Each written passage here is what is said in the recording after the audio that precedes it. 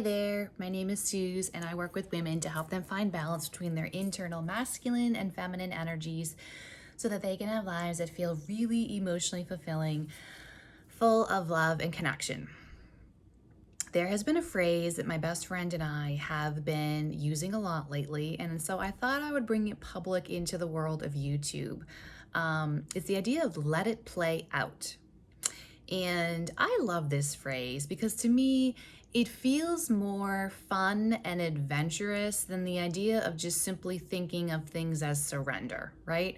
I think for me, I've struggled with the idea of surrender and I've come a long way with the concept of surrender but there's still this tinge, right? Like, I don't care who you are. I feel like there's still this little tinge when we say surrender that feels very passive. And in that passive energy, it feels very much like I'm just kind of relinquishing and giving up and waving the white flag of surrender, and I'm not trying, and I'm giving my power away, and I'm not trying to make anything happen, therefore nothing really is going to happen. You can kind of go down this slippery slope of feeling like surrender is just this like passive, totally disempowering and lack of confidence kind of a place, right? Particularly depending on your own unique journey. I know for my journey where I come from, I never really had anything given to me. Anything that I had to work for. I had to make it happen. And so, and I know a lot of people who come here, oh, I just saw 144 on the timer. I know that a lot of the women and the feminine energies that I attract here, you probably have a past story like mine where you were more in a masculine space. And generally speaking, most women in our American culture, they are more in the masculine space because our society really still does emphasize that like getting what you want comes from a very masculine kind of a place. And a lot of us women have had a lot of negative relationship experiences or negative childhood experiences that kind of hardened us and made us go into this space of this masculine energy and focus, right? And drive and making it happen and taking care of myself and all of these things. And you get to a certain point where you decide to drop into the feminine, right? And you decide to let go because you're just too tired and your body probably gets sick. Your body, it's not meant to be forced into this masculine mold. And so a lot of women come into the feminine space with that being the journey, right? If you've been here any length of time, you've heard me talk about this in previous videos.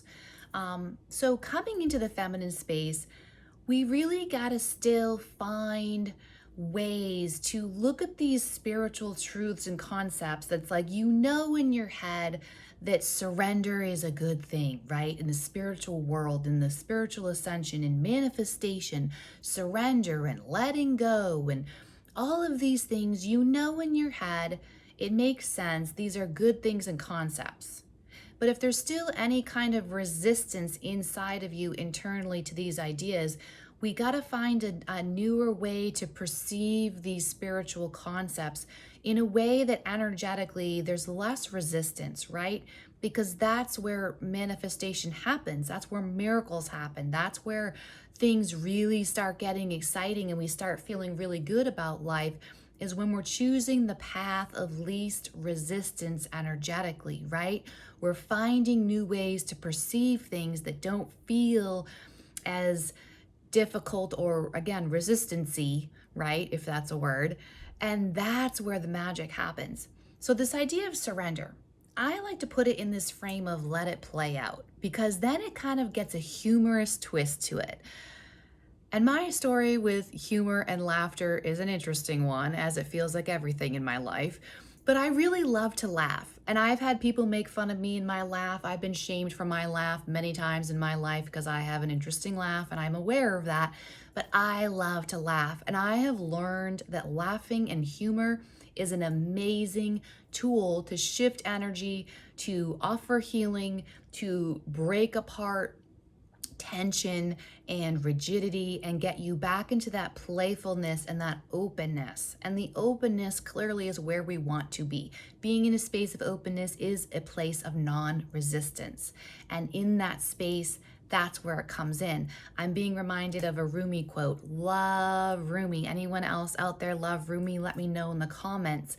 And one of my all-time favorite, in fact, I think I need to make a poster of this and put it on my wall or something, because I keep coming back to this Rumi quote over the years. It's been so many years since I first saw this quote about, and I'm going to murder it right now. I can't think of it exactly perfectly to quote it, but you probably have heard of it. The one that says it's the journey is not about finding love, but removing the blocks to it, right? So it can come in.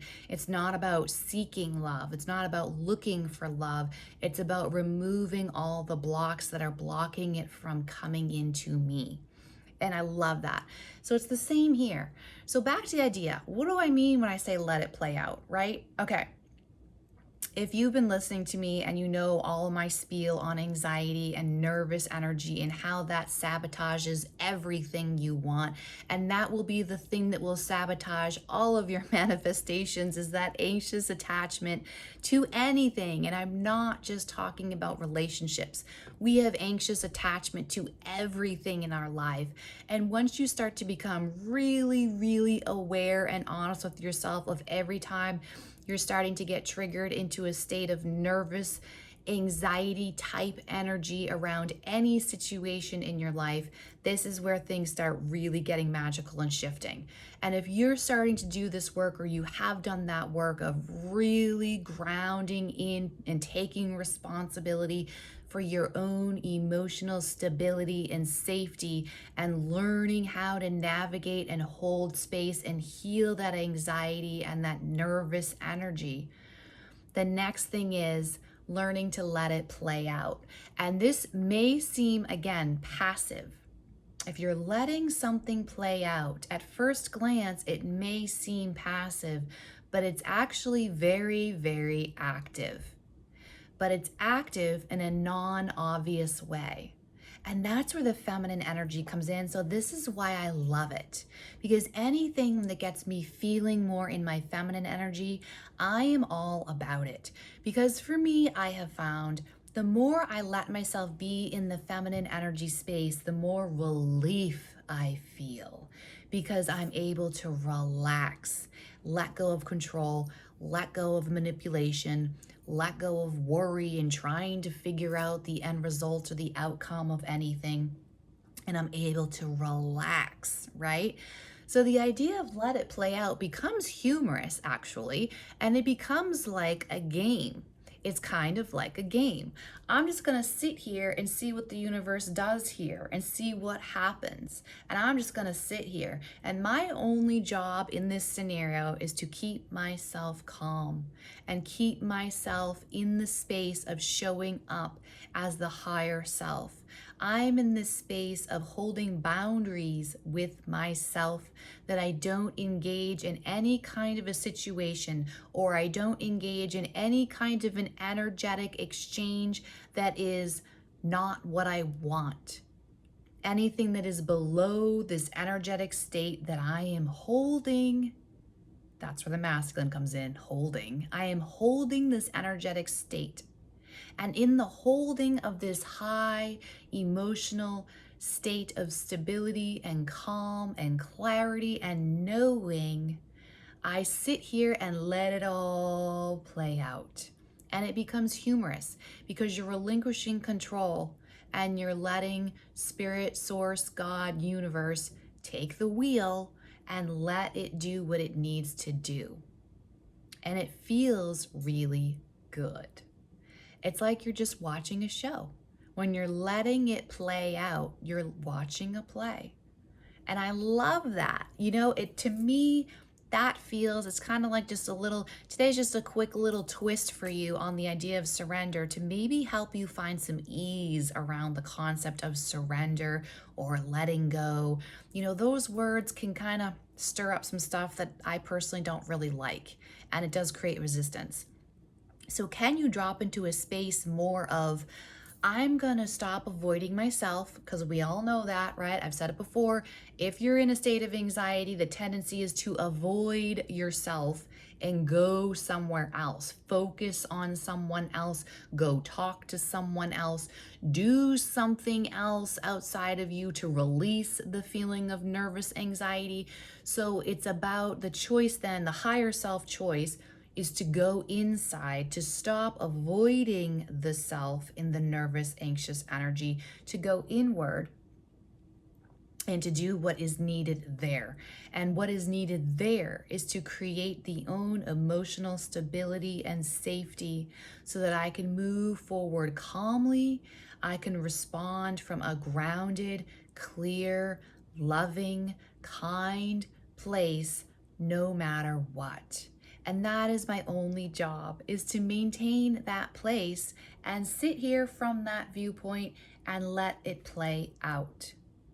It can be funny, it can be humorous, it can be fascinating, it can be very a curiosity kind of a thing. Let's just see what happens. Let's just see what happens. Let's just see what happens. And it's so freeing. It really is freeing, because you're no longer responsible for that other stuff. I just saw 11:11 on the timer. You're no longer responsible for that other stuff. You're only responsible for yourself. And I know for me, taking care of myself and keeping myself in the space where I need to be, that's enough work. I don't need to worry about anyone else. So it is not at all a passive state. It is very active about observing, maintaining, sustaining, and holding the grounded, calm, clear state of being that you know you must be in, no matter what kind of crazy town is happening outside of you. And you let that play out. And you only engage, you only energetically connect with that thing out there when it is in the correct space. Self-boundaries. You know, that kind of leads me into another thought. I think I'll do a video on this too later about that, about I'm really finding the more and more I go down this journey with myself and I really take radical responsibility for myself and less about other people, the more and more I'm seeing that it's less about putting boundaries on other people or communicating boundaries to other people, and it's more about letting them do whatever they need to do. It's their journey, it's their karma. It is not my job to interfere or mess with that. And it's more about boundaries with myself. I have nothing to prove. I have nothing to earn. I don't have to earn someone's love and approval or validation or whatever. It's about my own boundaries and being very careful and concise when I am giving my energy to someone or something, and only giving of myself when it is the correct time, the correct place, the correct environment, or whatever. And that requires some serious self-validation and calm, because the ego wants to get involved in all kinds of stuff that it's not supposed to get involved with, right? I think I will do a video on that later. I'm going to make a little note about that. The boundaries with the self. I hope this video helped. If you found value here, please do subscribe to my channel to really show your support, help boost my message and get it out there, visible to more people. Drop in the comments what part of this video really resonated with you or spoke to you, or did you really agree with. I would love to hear from you. Thank you so much for being here. I'm sending so much love to you all. Have a beautiful rest of your day. Goodbye for now.